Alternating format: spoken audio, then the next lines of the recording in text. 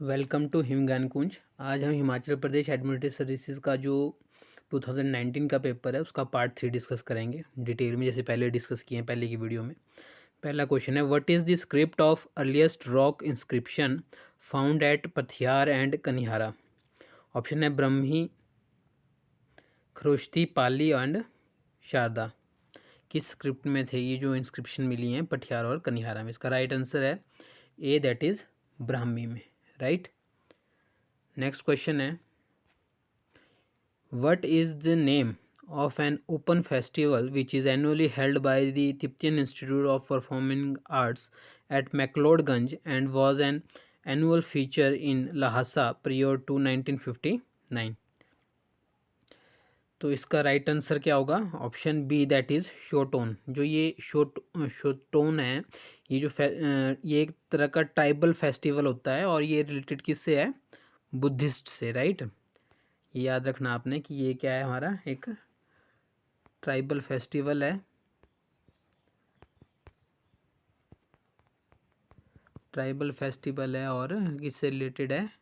ये रिलेटेड है हमारा बुद्धिस्ट, बौद्ध धर्म से। राइट। नेक्स्ट क्वेश्चन पे चलते हैं। विच of the following valley is without exception the most rugged Glenn of Kinnaur district? Right.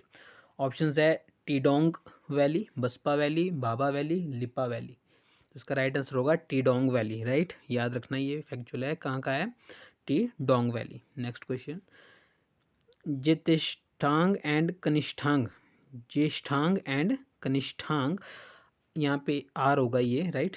ये आप ठीक कर लेना, मिस प्रिंट हो गया। Are the names given to which of the following? Option A local deities of Kinnaur district, B valley of Lahaul Spiti, C upper house and lower house of village khap of Malana, mountain peaks in Sangla valley. Right answer होगा इसका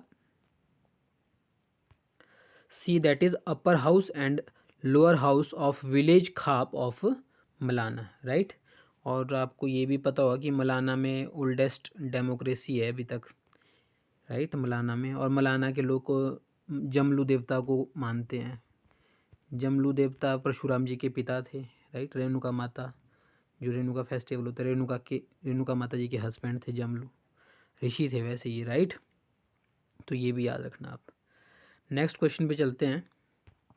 विच of the following country was relegated to second position by Lahaul Spiti by achieving the highest per hectare production of potato? Right answer है C, that is Netherlands. ये आपको ऐसे याद रखना है। The first mention of which of the following place came in 1817 from the diary of Scottish officer brothers? Option है धर्मशाला, शिमला, कसौली, सुबाथू। तो right answer होगा इसका B, that is Shimla. Next question, climate change vulnerability assessment is being undertaken for which of the following river basin covering 9258 villages of 4 districts with more than 1200 panchayats? Option है रावी, सतलुज, ब्यास, चिनाब। तो right answer है इसका ब्यास। इसमें मैं आपको एक और चीज़ बताता हूँ, जो क्लाइमेट चेंज वल्नरेबिलिटी असेसमेंट कर रहे हैं गवर्नमेंट, ये अभी तो व्यास के लिए कर दिया। राइट। और व्यास के लिए कंप्लीट हो गया। अब किस रिवर का स्टडी कर रहे हैं? ये अब कर रहे हैं सतलुज रिवर का। ये जो इकोनॉमिक सर्वे लेटेस्ट है हमारा अभी का, उसमें ये बताया गया है कि अब किस, व्यास का तो हो गया स्टडी, अब किसका कर रहे हैं? सतलुज रिवर का। तो ये भी आपको याद रखना है। राइट। कि ब्यास का हो गया और अब सतलुज का कर रहे हैं। Next question, what is the name of the web based software implemented by the department of transport of Himachal Pradesh for issuing driving licence? Right. Option है वाहन सारथी, साथी और Sahyogi. Option B is the right answer, that is Sarathi. Right. Next question, name the superintendent of botanical garden who set up Delhi tea state in 1852? Option major Strout, doctor Jameson, Alexander Coutts, Samuel Stokes. Right answer is D, that is doctor Jameson. Next question, after an intensive research and success of the project which district of Himachal Pradesh is likely to emerge as a pistachios bowl of the state? ये जो cashew होते हैं, यानी कि क्या कहते हैं उनको, काजू, उसको कहते हैं पिस्टैचियोज बाउल ऑफ द स्टेट। तो ये कौन सा है? ऑप्शन है लाहौल स्पीति, उन्ना, Kangra, Kinnaur. Right answer is Kinnaur. Right, Kinnaur में इसकी स्टडी की गई है और ये यहाँ के लिए प्रॉपर क्लाइमेट, इसलिए किन्नौर को क्या कहते हैं यहाँ पे? Pistachio bowl of state, likely to be emerge as. Next question is, और भी डिस्कस कर लेते हैं कुछ क्वेश्चन, क्योंकि अभी राइट और भी कर लेते हैं डिस्कस। अगला क्वेश्चन है, where is the first emu breeding farm of Himachal Pradesh setup by multi level marketing company east way with? Right, question repeat करता हूँ, where is the first emu breeding farm of Himachal Pradesh setup by multi level marketing company that's name is east way with? Option is Gandwal in Una, Jeori in Shimla, Paonta Sahib in Sirmaur, Jawali in Kangra. Right answer is Gandwal in उन्ना। तो ये भी आपको याद रखना है। राइट, कंपनी का नाम भी ईस्ट वे विद याद रखना है। Next question, who amongst the following were the two wild life experts were main forces behind setting up Himachal first bird ringing station at Salropa? Option is colonel Napier and Donald McLeod, Henry Hardings and Hugh Gough, Francis Bernard and T H. Walker, William Finch and Thomas Coryat. Right answer is option C, that is Francis Bernard and T H. Walker, वो established first bird ringing station इन सलरोपा। ये भी याद रखना है। Next question is, where is the headquarter of global tiger forum? Where is the headquarter of global tiger forum? तो right answer is B, that is Delhi. अब इसके बारे में आपको मैं एक और बता देता हूँ कि जो ये ग्लोबल टाइगर फोरम है, जो कि हमारा राइट, तो ये जो हेडक्वार्टर है ग्लोबल टाइगर फोरम का, ये कहाँ पे है? ये बता दिया आपको, ये है न्यू दिल्ली में।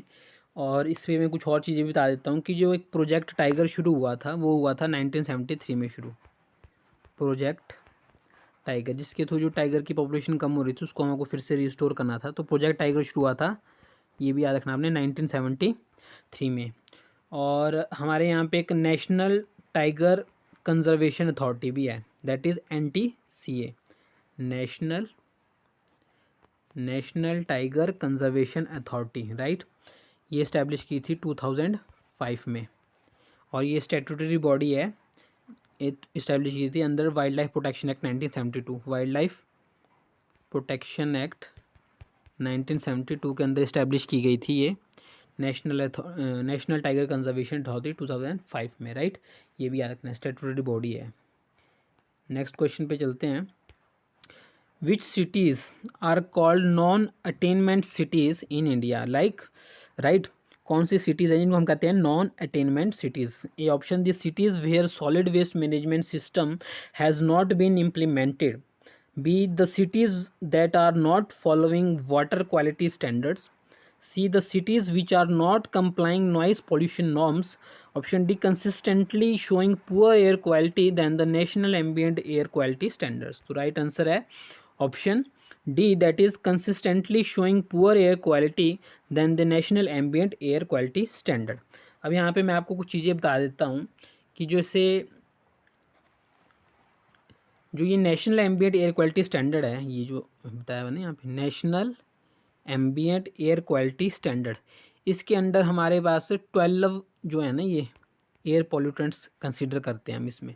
राइट, और एक होता है हमारा एयर क्वालिटी इंडेक्स AQI। जो एयर क्वालिटी इंडेक्स है उसमें हम 8 जो पॉल्यूटेंट्स हैं उनको कंसीडर करते हैं। राइट, सबसे पहले आपको मैं ये बता देता हूँ कि जो एयर क्वालिटी इंडेक्स है इसमें ये 2000, एक तो ये बताता हूँ कि ये 2014 से शुरू किया हुआ है। राइट, बहुत पुराना नहीं है। जो एयर क्वालिटी इंडेक्स है ये 2014 में शुरू किया था। इसमें 8 पॉल्यूटेंट्स आते हैं। एक तो particulate matter 10 PM10, particulate matter 10, दूसरा पर्टिकुलेट मैटर 2.5, उसके बाद हमारा nitrogen oxide NO2, SO2 sulphur oxide, then carbon monoxide CO, ozone O3 and ammonia NH3 और लेड PB। राइट, ये 8 आते हैं। इन 8 को जब आप जोड़ देंगे इसमें 4 और, तो ये क्या बन जाएगा?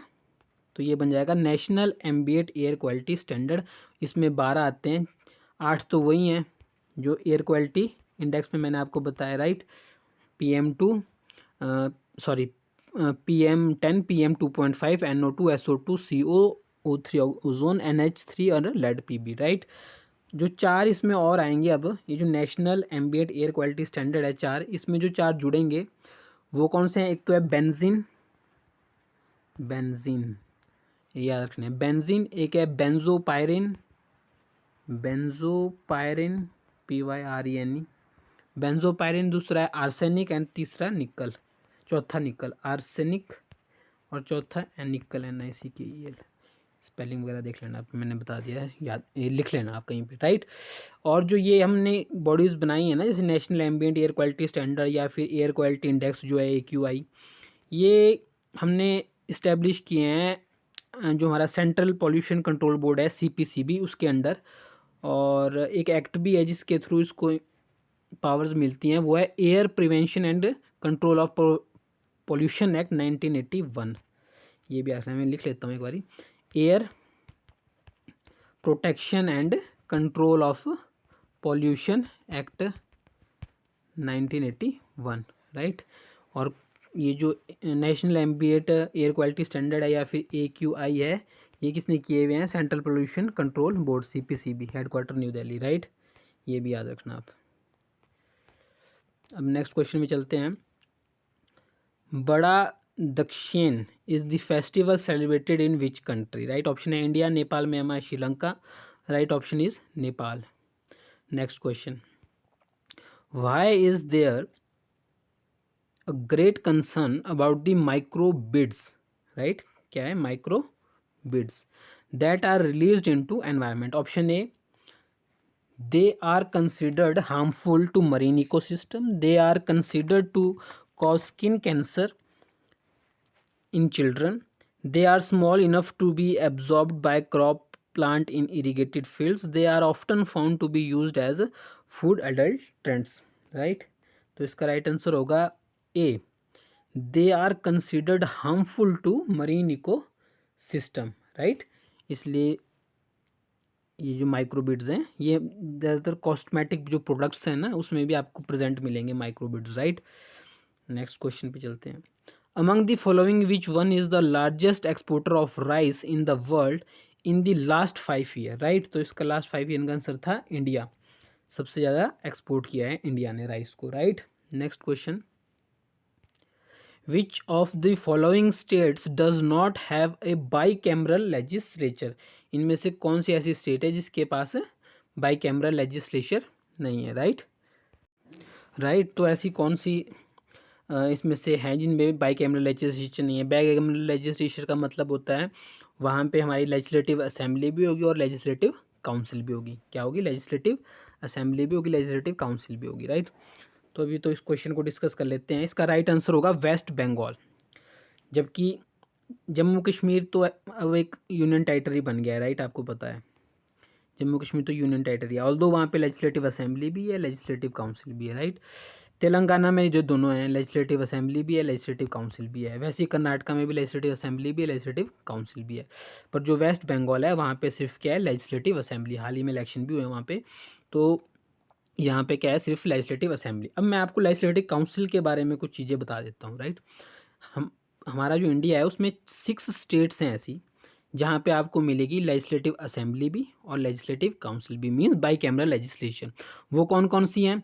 वो है आंध्र प्रदेश, तेलंगाना दिया ही ऑप्शन में, बिहार हो गया, उसके बाद कर्नाटका हो गया साउथ में, महाराष्ट्र हो गया और उत्तर प्रदेश, राइट। 6 हो गए ना ये, तो ये 6 हैं, राइट। इनको याद रखना आप, आंध्र प्रदेश, तेलंगाना, बिहार, कर्नाटका, महाराष्ट्र, उत्तर प्रदेश, ये 6 स्टेट है जहाँ पे बाई कैमरल लेजिस्लेशन मिलती है। दूसरा आपको एक और चीज़ बता दूं कि जो स्ट्रेंथ रहती है लेजिस्लेटिव काउंसिल की, जो आपकी लेजिस्लेटिव असेंबली की टोटल सीट्स होंगी ना, उसका 1/3 होती है स्ट्रेंथ ऑफ लेजिस्लेटिव काउंसिल। ये भी याद रखना कि जो लेजिस्लेटिव काउंसिल की टोटल स्ट्रेंथ होगी वो 1/3 होगी लेजिस्लेटिव असेंबली की सीट्स की, राइट। और जो इसको एबोलिश या क्रिएट करना हो लेजिस्लेटिव काउंसिल को, तो वो डील करता है आर्टिकल 169। लेजिस्लेटिव काउंसिल अगर आपको कहीं पे बनानी है या फिर कहीं बनी है तो उसको एबोलिश करना है, तो उससे कौन डील करता है? उससे डील करता है हमारा जो आर्टिकल है, कौन सा? 169। ये भी याद रखना आप, ठीक है। इसमें आपको मैं एक और चीज़ भी बता दूं कि आंध्र प्रदेश राइट आंध्र प्रदेश था जो अभी अभी कोशिश कर रहे थे कि हमने आपको लेजिस्लेटिव काउंसिल को एंड अप करना है, तो उन्होंने ये आर्टिकल 169 के थ्रू रेजोल्यूशन पास करके अपनी असेंबली से प्रेसिडेंट की कंसेंट के लिए भेजा था। पहले पार्लियामेंट में आएगा ये, वहाँ के लिए भेजा था कंसेंट, ऑल्दो वहाँ पे डिस्कस नहीं हुआ ये, तो अभी भी वहाँ पे लेजिस्लेटिव काउंसिल है। तो आज के लिए इतना ही करते हैं, बाकी नेक्स्ट वीडियो में अदर जो क्वेश्चन बचे हैं उनको डिस्कस करेंगे नेक्स्ट पार्ट में। So keep watching and subscribe to our channel if you like it, right. Bye.